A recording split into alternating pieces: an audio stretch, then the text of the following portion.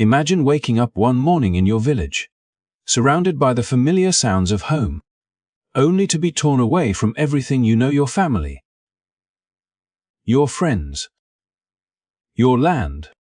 This was the reality for millions of Africans between 1500 and 1900, who were captured from West and Central Africa and forced onto ships bound for the Americas.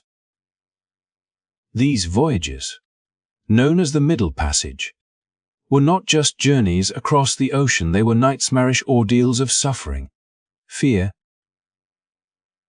and uncertainty, packed into cramped, dark holds. Women and children had barely any space to move. The stench was overwhelming, food scarce, and disease spread quickly in the suffocating heat. Many did not survive the voyage, and those who did arrived in a world that sought to erase their identity, treating them as property rather than human beings. Yet, even in these unimaginable circumstances, stories of resilience and courage emerged. Some captives resisted, others found small ways to preserve hope, and their spirits endured despite the horrors surrounding them. These accounts remind us not only of the cruelty endured, but also of the strength of those who survived. In this video, we will explore what life aboard these ships was truly like, revealing untold stories that history often overlooks. From heartbreaking personal experiences to acts of courage and resistance, you will witness the human side of this dark chapter. If you are ready to dive into this story and learn about a pivotal moment in human history, make sure to hit that like button and subscribe to our channel.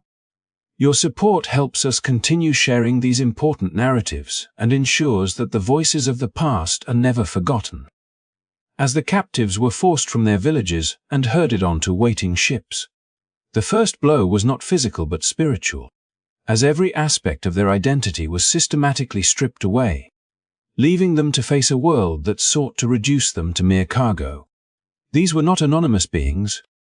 They were farmers who had cultivated the land for generations, soldiers who had defended their communities with courage and discipline, priests who guided their people in faith and ritual, goldsmiths whose hands had crafted intricate works of beauty, and musicians whose songs carried the history and heartbeat of their people. They were sons and daughters, brothers and sisters, husbands and wives, whose lives had been woven into the fabric of their communities. Yet all of that was violently torn apart in the blink of an eye, the moment they were seized.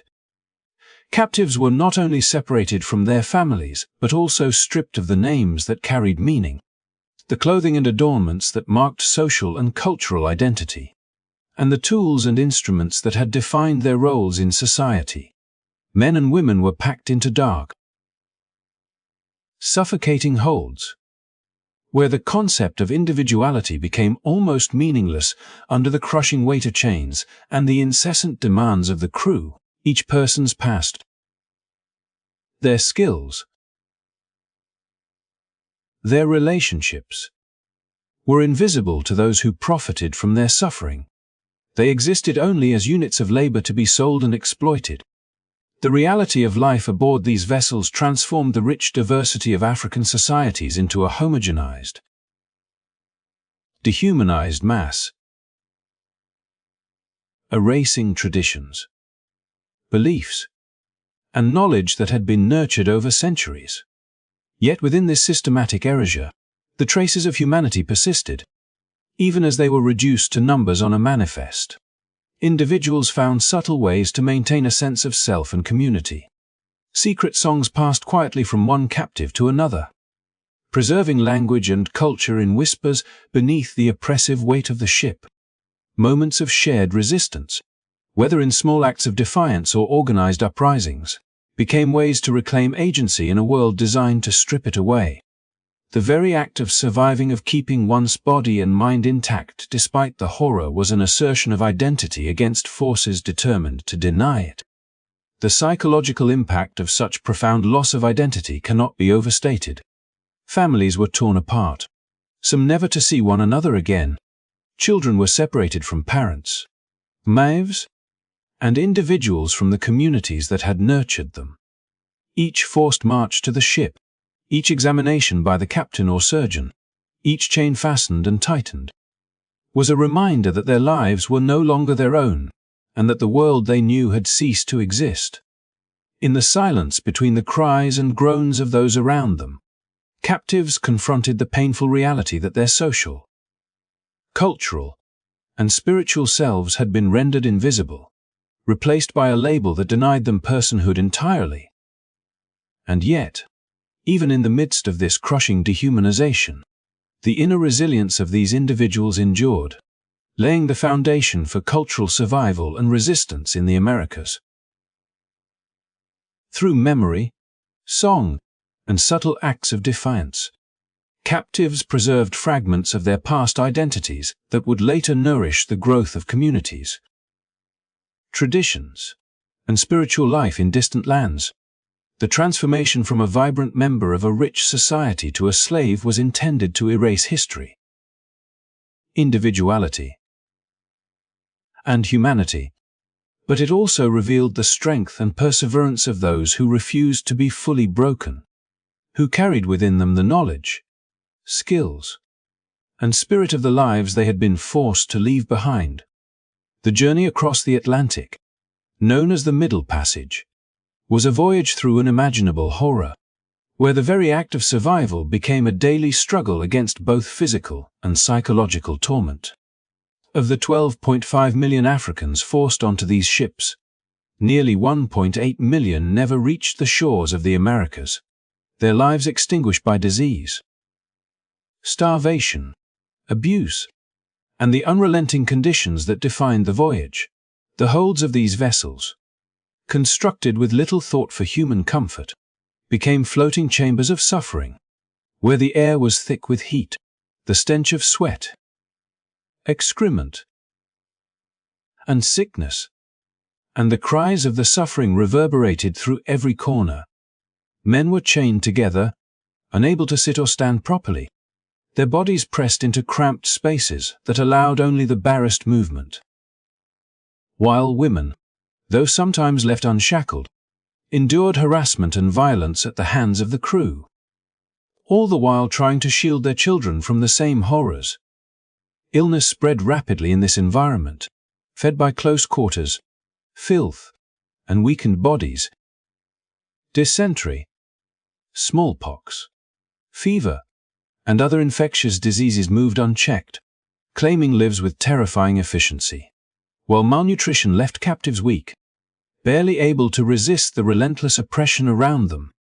Those who succumbed were often cast into the sea, their deaths treated not as tragedy but as a calculated economic decision, for the captains and traders were primarily concerned with profit, and the loss of a human being was measured only in financial terms.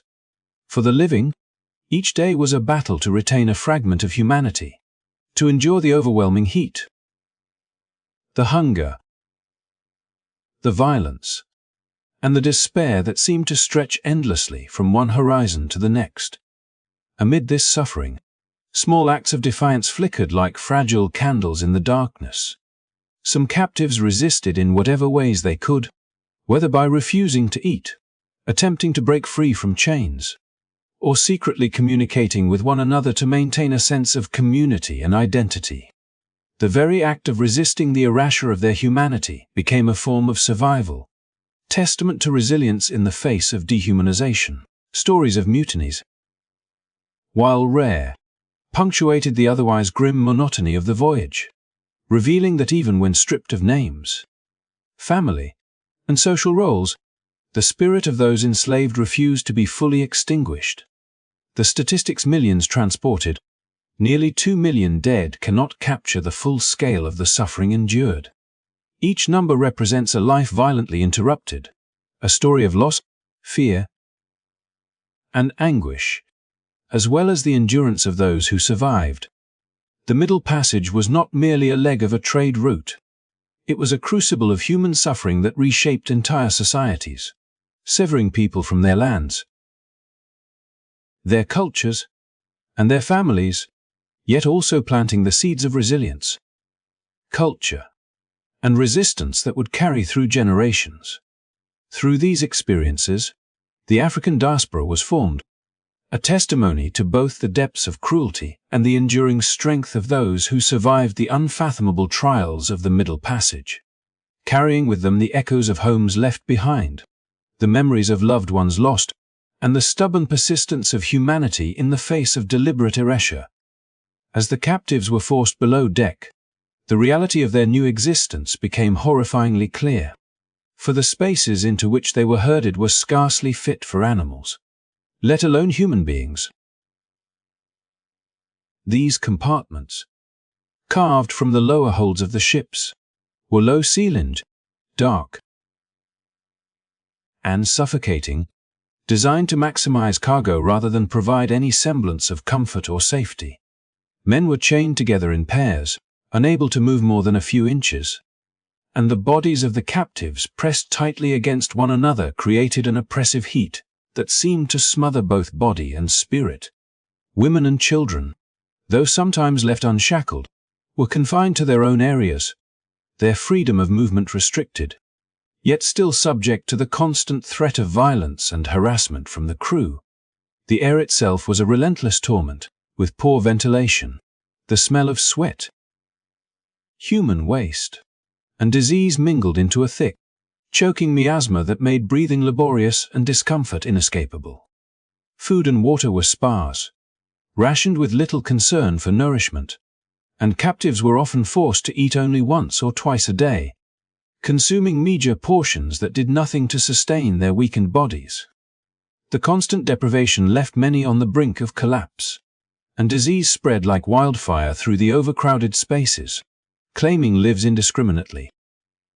Dysentery, fever, smallpox, and other illnesses ran rampant, exacerbated by the heat, filth, and exhaustion, and those who grew too weak or sick were sometimes cast into the ocean, a grim reminder of the commodification of human life that drove the trade.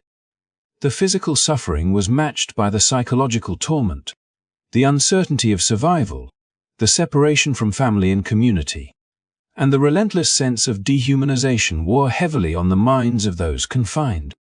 Yet, in the midst of this despair, the captives' resilience remained, often expressed in quiet acts of resistance, whispered prayers, or the small ways in which people sought to maintain their dignity. Some attempted to communicate with one another, sharing stories or songs in defiance of the isolation imposed by their chains and the segregation of gender and age. Others resisted outright, whether by attempting to break free or by refusing to eat, asserting their agency in a world designed to strip it away. Even the act of enduring, the simple act of surviving despite the oppression and suffering, became a form of defiance, a testament to the indomitable human spirit that refused to be fully extinguished by the cruelty around them. The image of these dark, crowded holds, packed with human beings reduced to property, reveals the extreme conditions of the Middle Passage in a way statistics alone cannot capture. It was a journey where every breath was a struggle, every day a test of endurance, and every moment a confrontation with the limits of human suffering.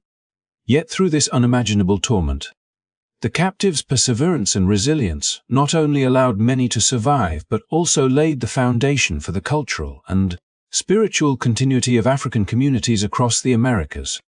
Even when reduced to chains and confined to the lowest decks, the spirit of those who endured the Middle Passage persisted, quietly preserving their humanity and passing fragments of identity and culture forward to the generations that would follow.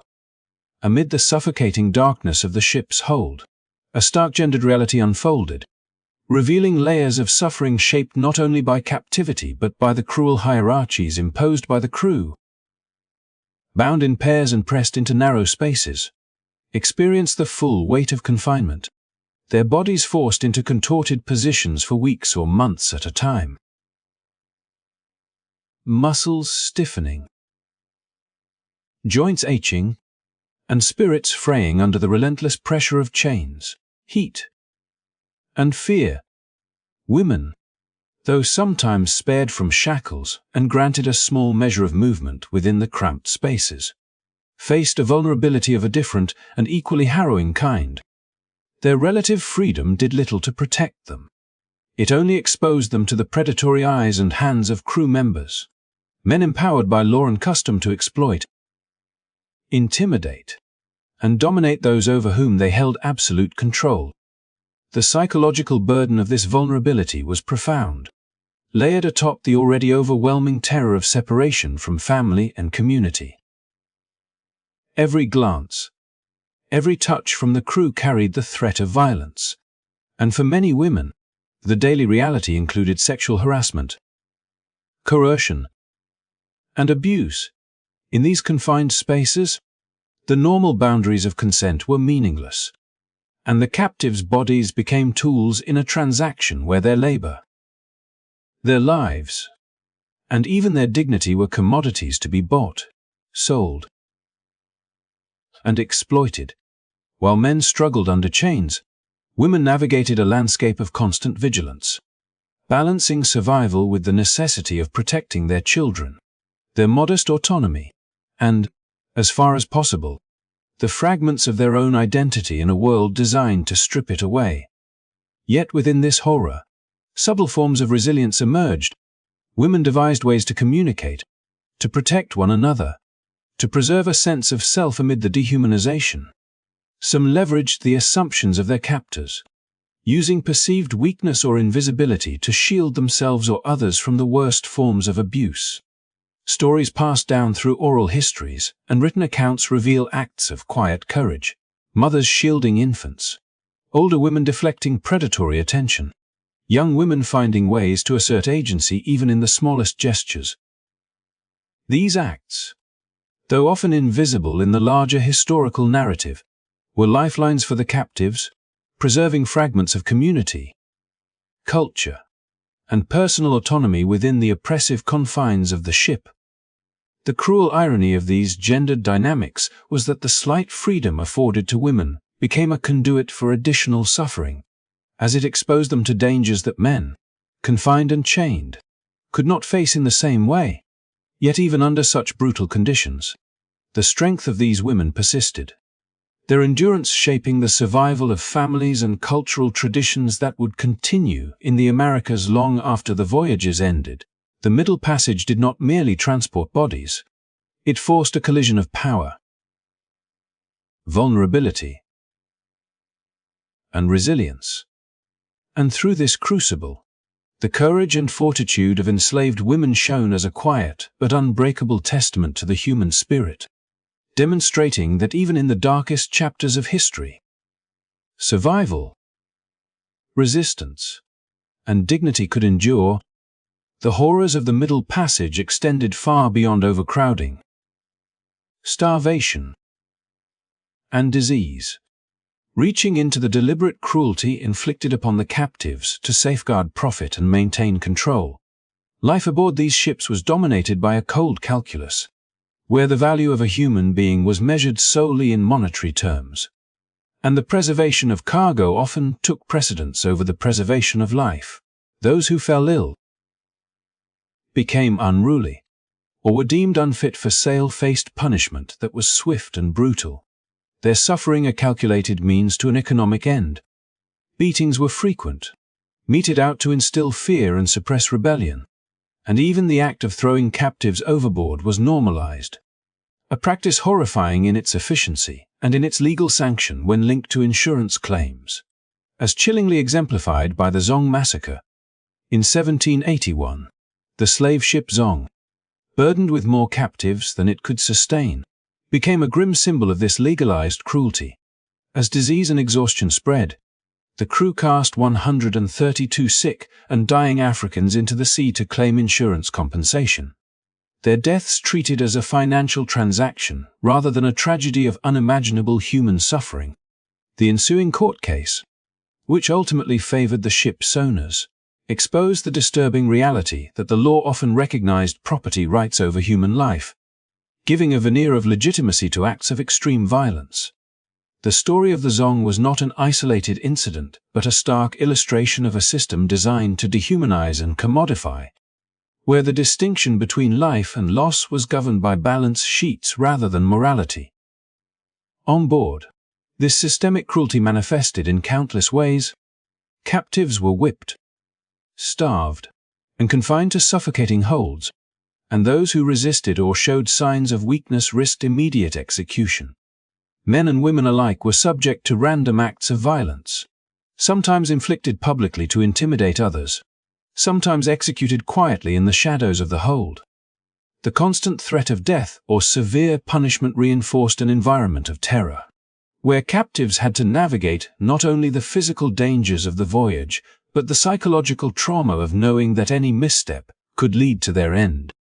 Even the smallest gestures of resistance or self-preservation, such as attempting to maintain one's dignity or protect a child, required extraordinary courage. Yet, amid these unspeakable horrors, captives demonstrated resilience and resourcefulness. Mutinies and uprisings, though perilous, occurred with remarkable frequency considering the imbalance of power, and these acts of defiance served as reminders that the captives were not merely passive victims. The Amistad Revolt, decades later, would famously demonstrate the courage of those who refused to accept enslavement, sailing their captors into the courts of justice and ultimately back to freedom. The repeated attempts to resist, whether through rebellion, passive defiance, or the preservation of cultural and familial bonds, revealed the unbroken humanity of those who endured the Middle Passage. The calculated violence of the ships, intertwined with the institutionalized cruelty sanctioned by law, was intended to erase identity, suppress spirit, and maximize profit. Yet it also inadvertently highlighted the extraordinary resilience of the captives. The Zong massacre and similar atrocities serve as grim historical markers of the extent to which human life could be devalued under the transatlantic slave trade, but they also underscore the enduring strength, courage, and resistance of those who lived through such unimaginable torment.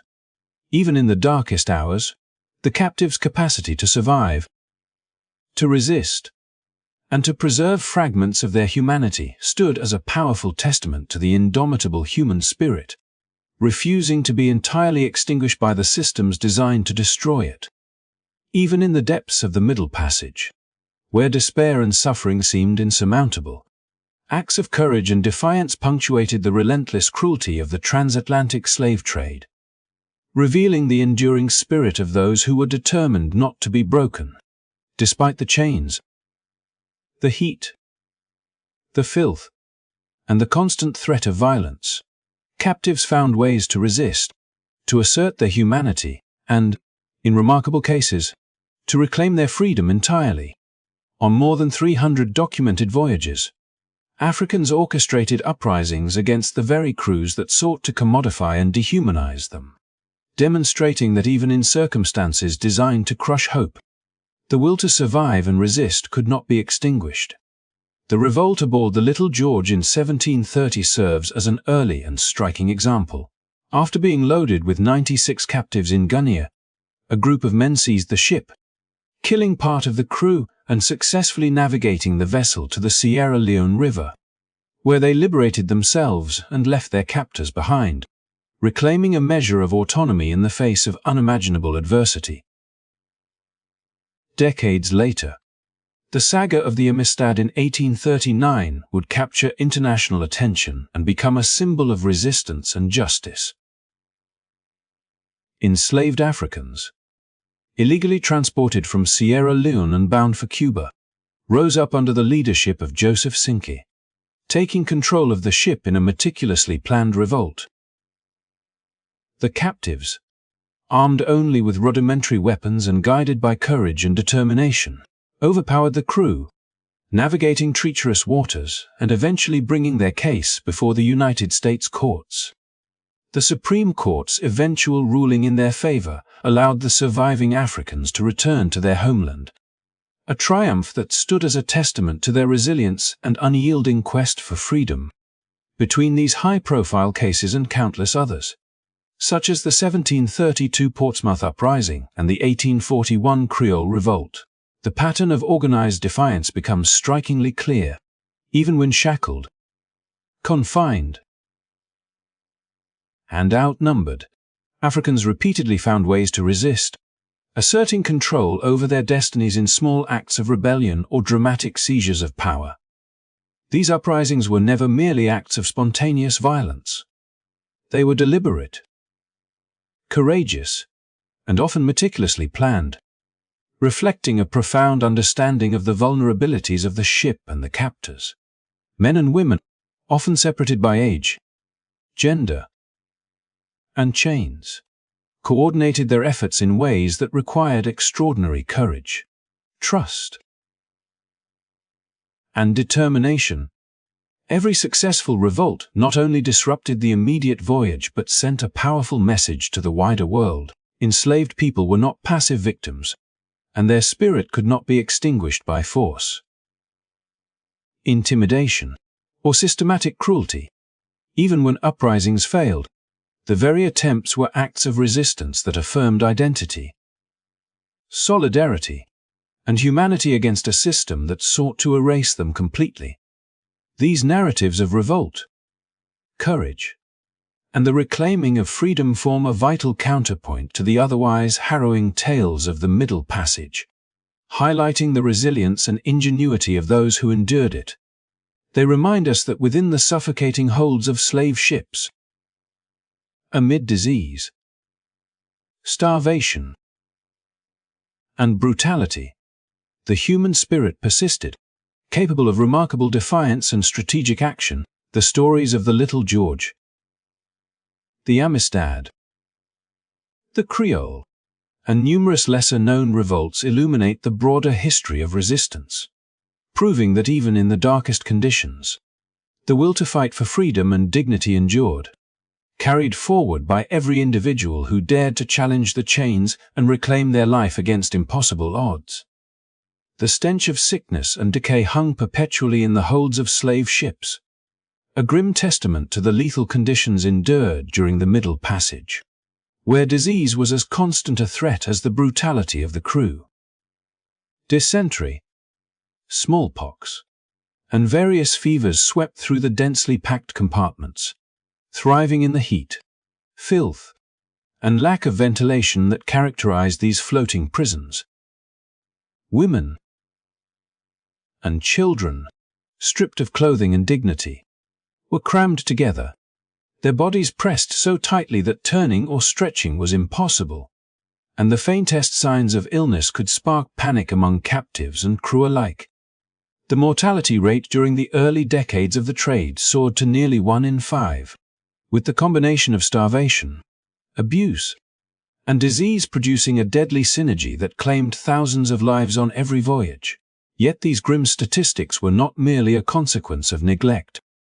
They were intimately tied to the economics of the trade, where the survival of captives was necessary only insofar as it affected profit margins. Ship owners and slavers had learned through bitter experience that outright neglect could decimate cargo and threaten financial returns, prompting the introduction of rudimentary health measures, not out of concern for humanity, but because the loss of slaves represented a direct economic loss. Surgeons were brought on board, often compensated with head money for each captive who survived the voyage, and limits were placed on overcrowding. Though these measures were calculated to maximize the number of individuals who could be sold alive rather than to alleviate suffering, the presence of medical personnel, sparse food rations, and enforced exercise were all motivated by profit. Yet they inadvertently reduced mortality rates over time, illustrating the stark moral inversion at the heart of the transatlantic slave trade. Human lives were preserved not for their intrinsic value, but for their market worth. In the cruel calculus of the voyage, disease was both enemy and tool, shaping behavior aboard ship. Crew members had to navigate the threat of epidemic as carefully as captives had to endure it. For illness could wipe out even the captors if unchecked. Those who became too weak or sick to sell were discarded, often thrown overboard under the guise of insurance claims, while others suffered prolonged neglect or beatings intended to force recovery or submission. The constant presence of death, whether by sickness or by deliberate violence, fostered an environment of terror and despair. Yet within this crucible, Resilience persisted. Captives found ways to support one another, sharing meager resources, providing comfort, and maintaining cultural practices that preserved identity and dignity against the daily onslaught of disease and fear. By the turn of the 18th century, these calculated interventions had reduced mortality to roughly 1 in 18, a remarkable improvement statistically, yet one achieved entirely through the lens of commerce rather than compassion. The Middle Passage remained a site of unimaginable suffering, where life was measured in terms of pounds, profit, and insurance, and where survival was a tenuous victory against both human cruelty and nature's relentless toll. Yet even in this environment, the endurance of the captives physically, mentally, and culturally testified to an extraordinary capacity for survival, a resilience that could not be erased by disease, neglect, or the brutal mechanisms of profit-driven control.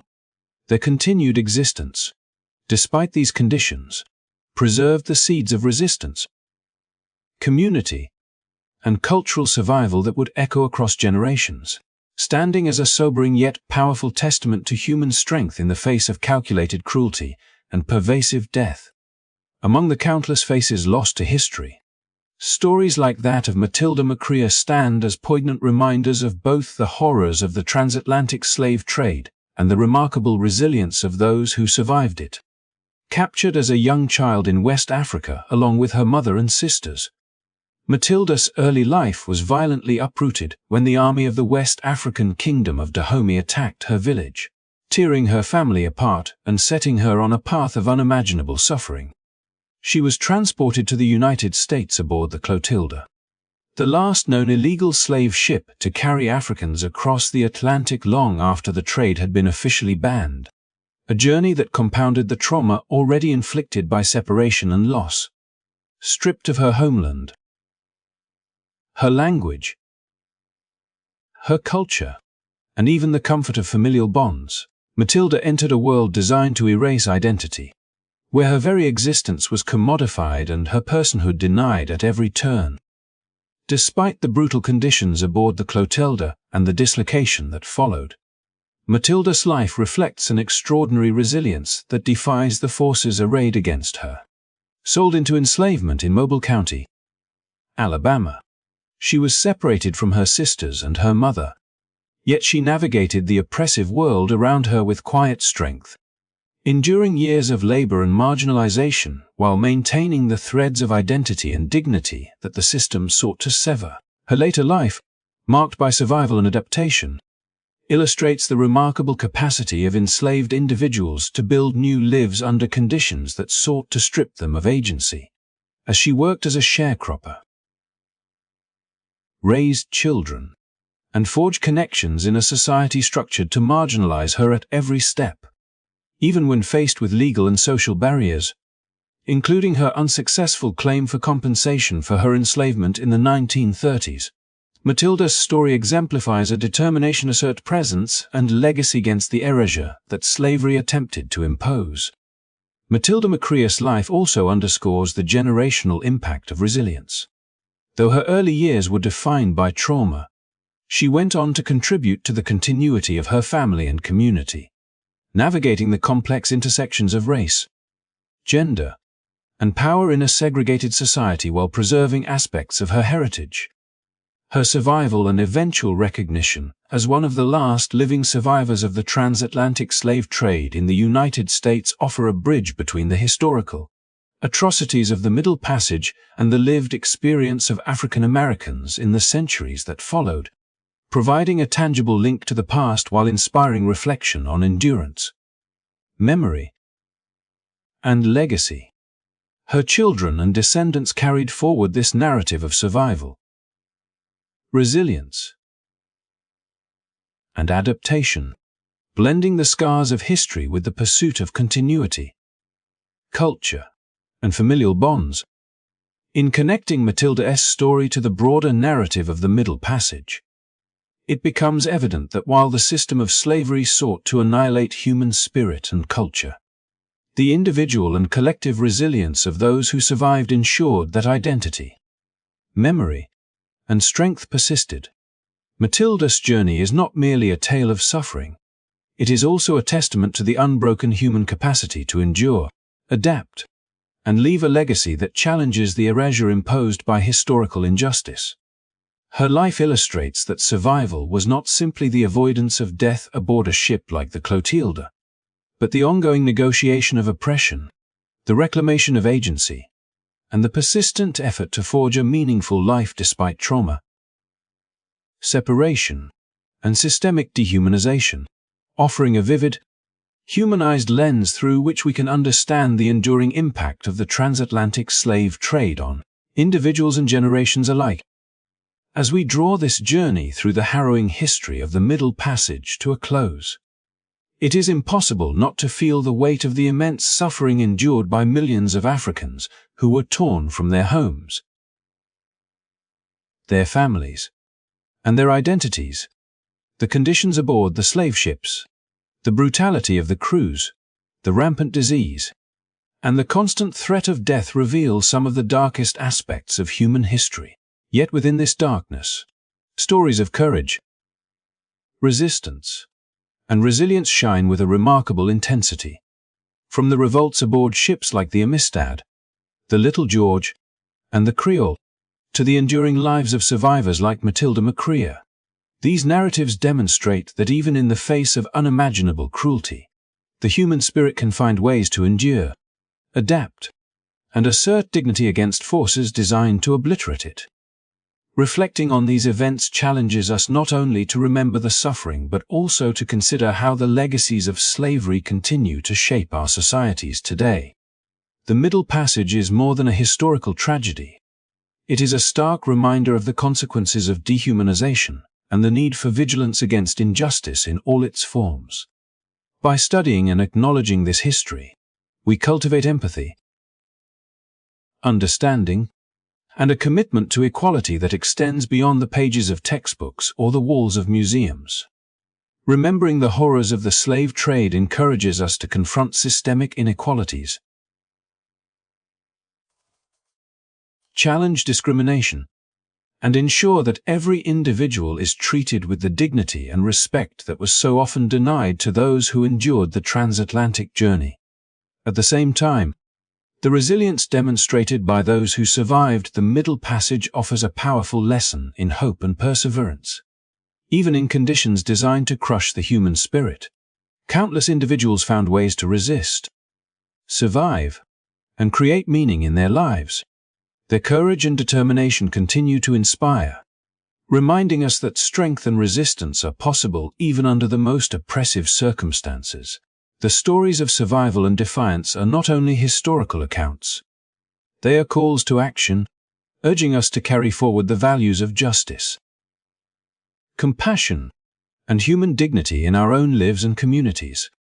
As we close this reflection on the Middle Passage, I want to thank you for joining me on this journey into history, a history that is painful, yet profoundly important to understand. By keeping these stories alive, we honor the memory of those who suffered and ensure that the lessons they offer are not forgotten. If you found this video meaningful and thought-provoking, please consider supporting our work by hitting the like button, subscribing to the channel, and sharing this content with others. Your support helps us continue to explore and share these crucial narratives, ensuring that the voices of the past continue to resonate today. Together, let us remember, reflect, and commit to building a world that values justice, equality, and the dignity of every human being. Thank you for watching, and do not forget to subscribe to stay with us for more eye-opening stories from history that continue to shape our present and future.